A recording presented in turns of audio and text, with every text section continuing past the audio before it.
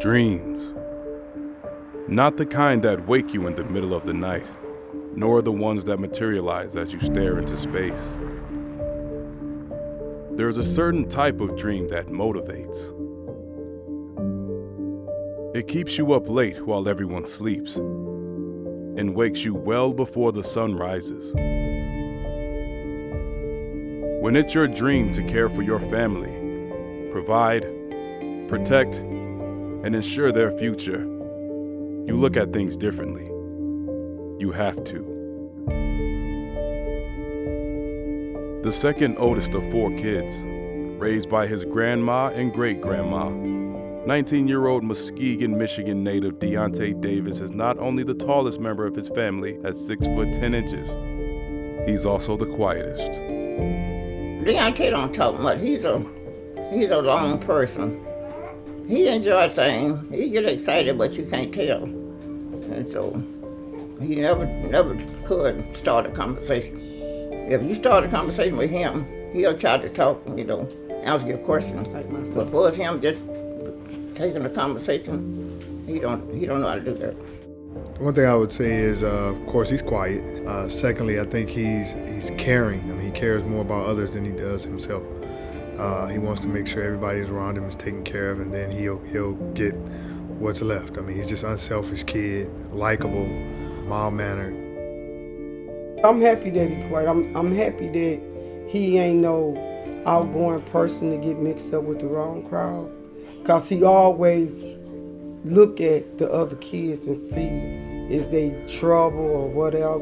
And if he feel that they trouble, he won't be bothered. He had a little friend he used to go and stay all night with. But after he grew up, he found the boy was into dope and stuff, and so he moved away from it.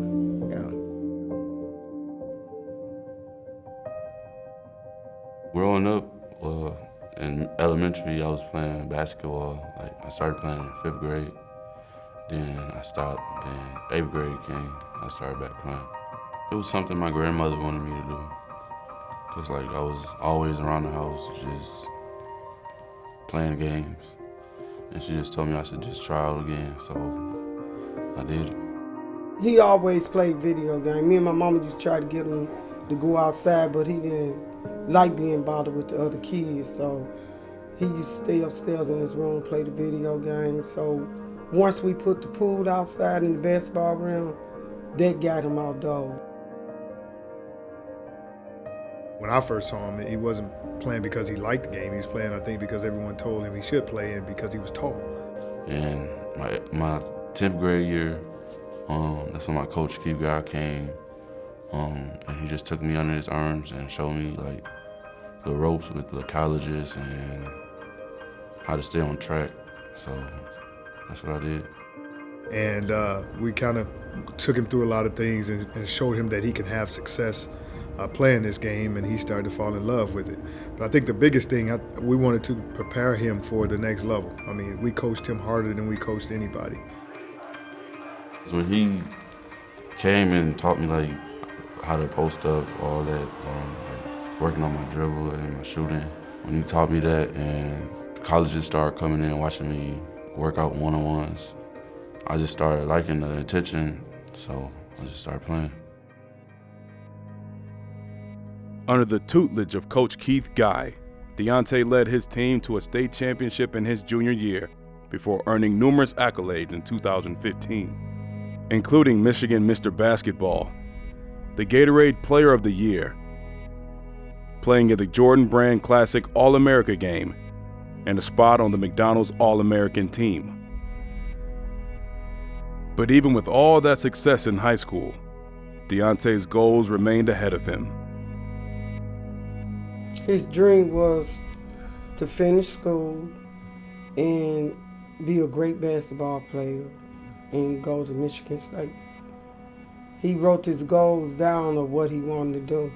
And every day he went to practice at 5 o'clock in the morning. He'll come back and he look at his goals up. We had them on the wall. He'll look at the goals and he said, well, I done did this, I done did that.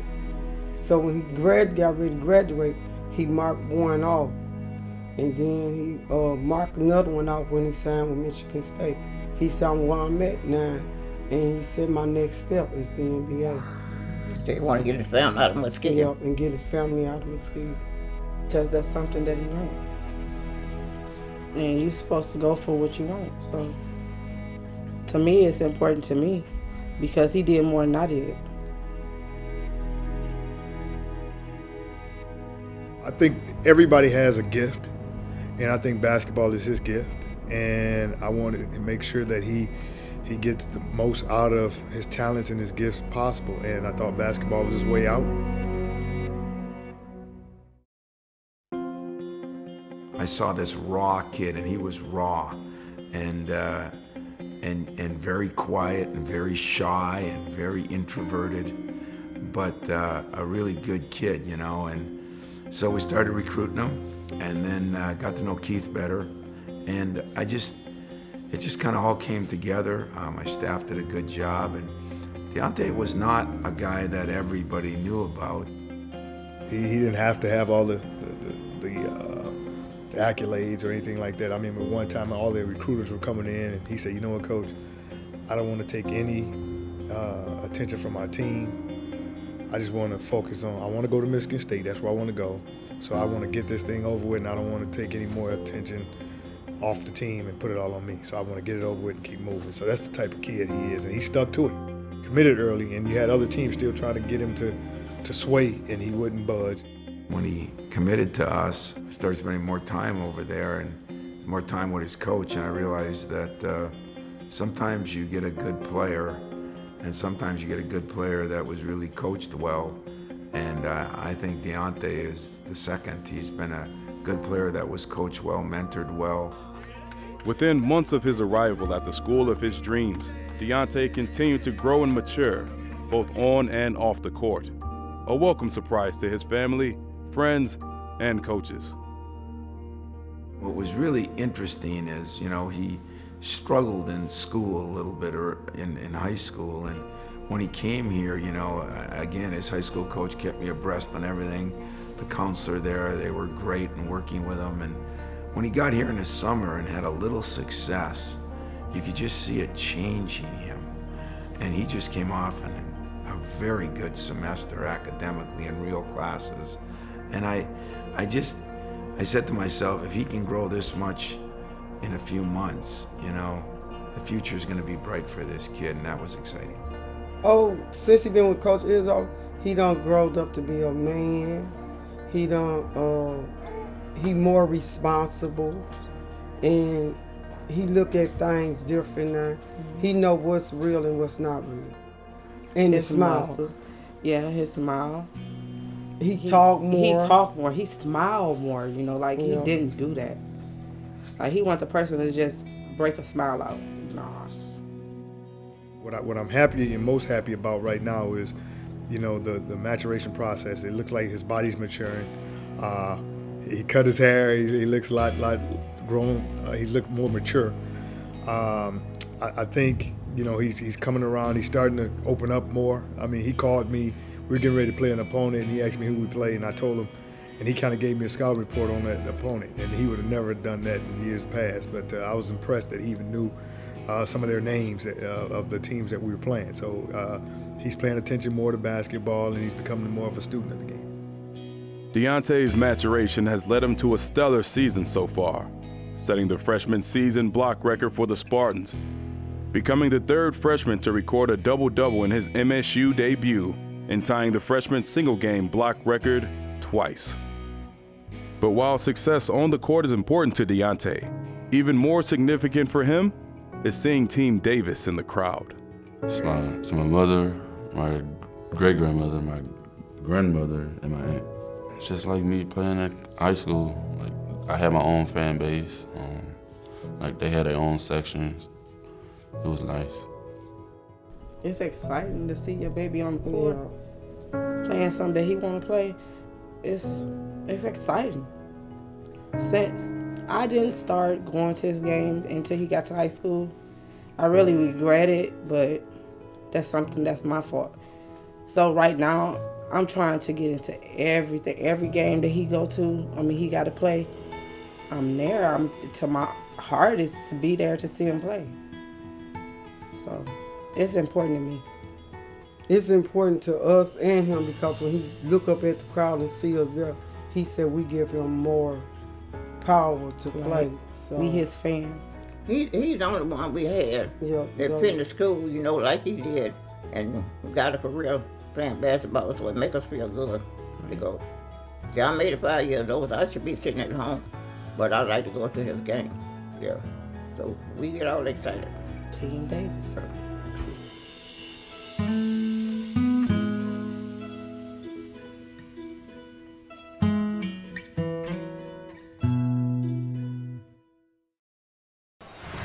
It's been a while since they turned the lights on at the Breslin Center. First home game since December the 12th for Michigan State, the number 5 team in the country, at 1-1 in the Big Ten to battle Illinois.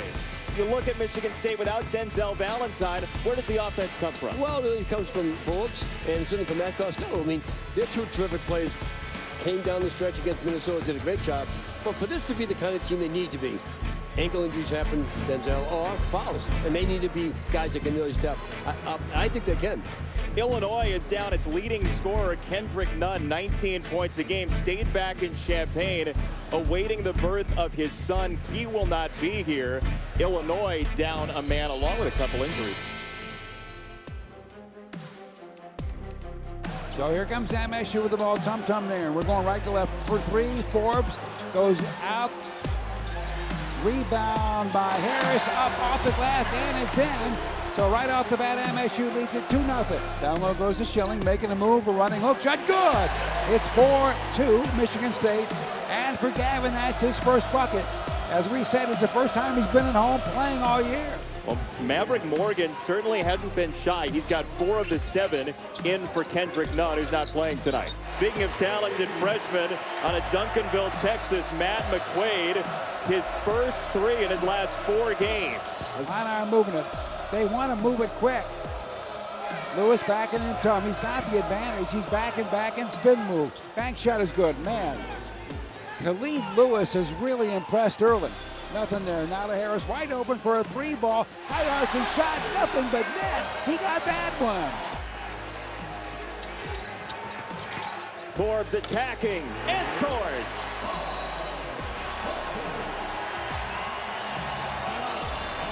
"11-2 run for the Spartans."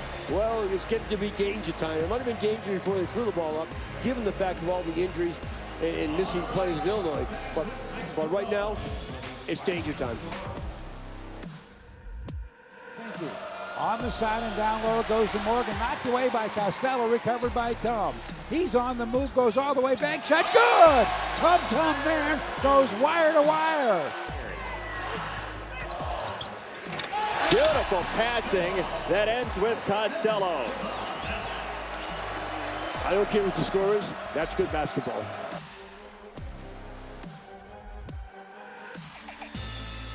Four players play in every game this year.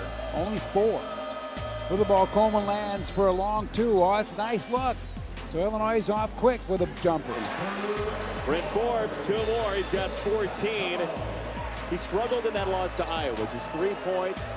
Has ratcheted up the offense the last couple. Fly pass down low. To Finke gets around Costello. Head fake, puts it up, and it's in. Forbes down low to Davis. They've got him doubled. Now to Best down the lane. Here comes the bank shot. Good! That's 4 now for Best. And that's Schilling again. That's the kind of play that Schilling should be making more and more. He's, as I said, I love his talent, and I love the fact he's so aggressive. Deyonta Davis once again with a slam. I got a feeling a couple of years from now he's going to be one of the best players in college basketball. McQuaid. Now to Harris.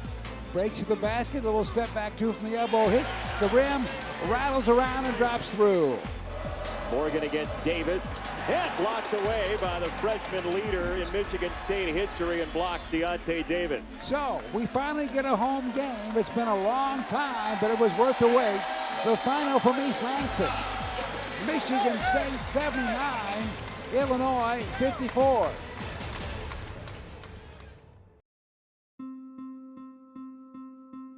You know, they say when there's cranes in the air, it means good things are happening.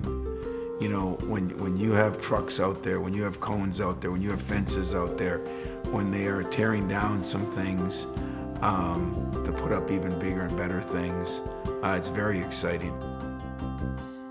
On October 30th, 2015, the Michigan State University Board of Trustees approved a $50 million expansion and renovation to the Breslin Center, the home of MSU's men's and women's basketball, and host to more than 200 events each year. Some of the renovation's highlights include a 26,000 square foot addition to the concourse and a Hall of History, planned to encompass 33,000 square feet. The design has just been completed, so about 18 months of design work is done. So there's a lot that goes ahead of the construction. Construction is starting right now in January. We're setting trailers out right now. You'll see some fencing. Then you'll start to see some exterior work being done outside of the building. There's a number of things going on there. I think what Spartan fans and folks that visit the Breslin Center are going to see and will impact them ultimately. Wider concourses, new entryways, new floors, new lighting, new concession areas, new restrooms, more restrooms. The fan amenities will be tremendously upgraded. The exterior entryways into the building, there'll be more plaza space outside. Those are all things I think that Spartan fans will see and really enjoy when it's done. But then there's another piece of the project that's an athletics piece, where the Magic Johnson statue is now in the southeast corner of the building. Will be our Hall of History and become one of the main entrances to the building. Included in that will be a new box office. There'll be a retail store there that'll sell Spartan goods. And then a high-tech, high-energy, if you will, Hall of History area that's going to kind of tell the story of our men's basketball program, our women's basketball program.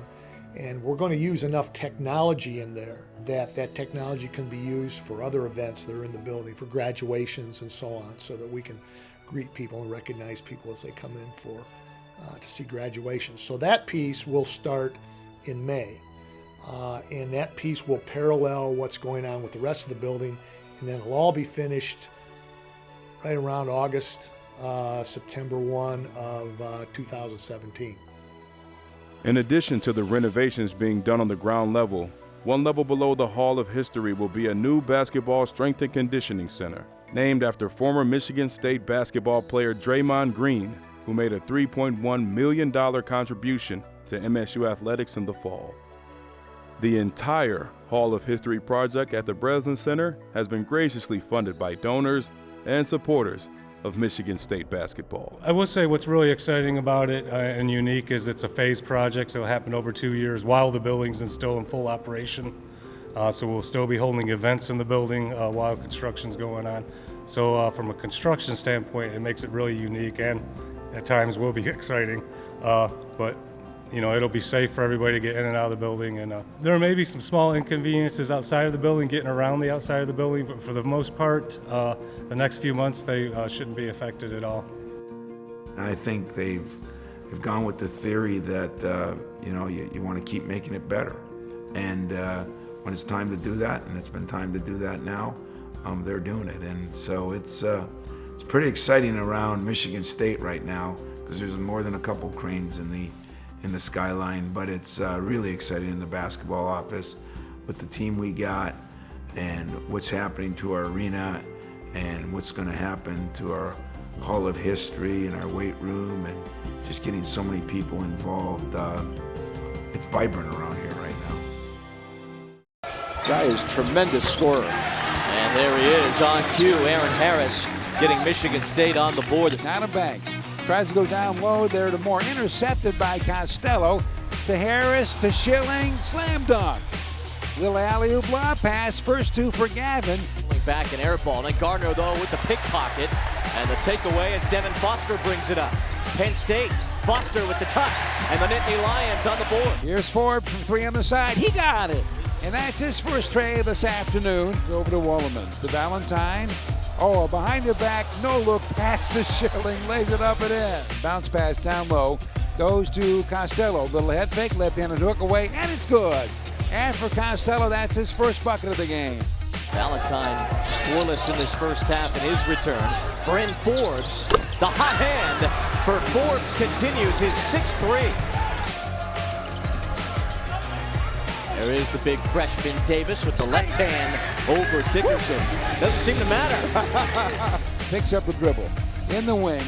Harris, oh, what is baseline spinning move right around Shep Gardner for the layup. That was sweet. Denzel has it. He's 0 for 5 in the field so far in his return after missing 4 games. Here comes a 3. He got it. Oh, that looked good. That's a 2 for Shep Gardner, 13 late. Valentine, the bounce pass. Clark with the jam. Emphatic. Now to Valentine, bounce pass unloaded Davis. Oh man, got right around Banks for the slam. Here's Nairn. That's Denzel Valentine. He's so happy right now. Devon Best goes up and around the defense. McQuaid has it, breaks to the basket. Oh, left-handed bank shot is good.